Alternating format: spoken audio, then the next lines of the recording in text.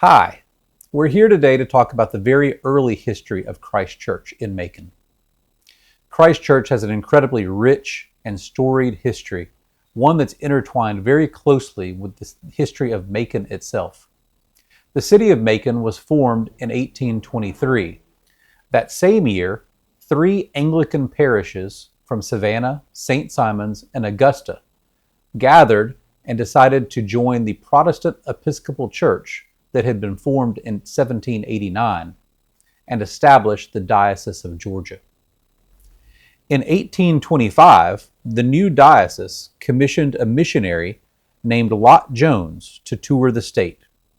His tour included a stop in Macon, where he was enthusiastically welcomed. There had been very little in the way of organized worship in the new city, and the citizens were genuinely longing for it.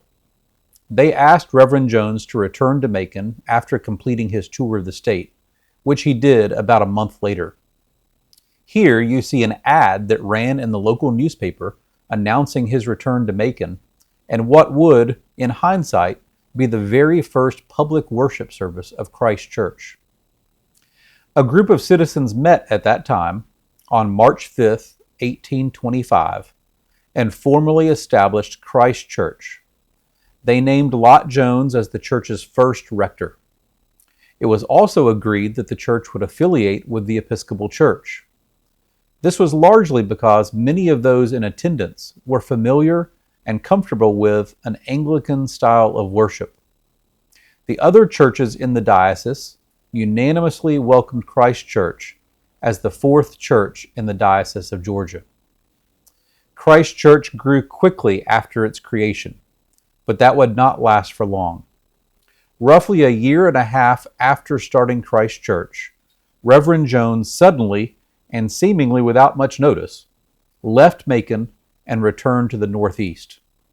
This left Christ Church without a priest and without a whole lot of direction.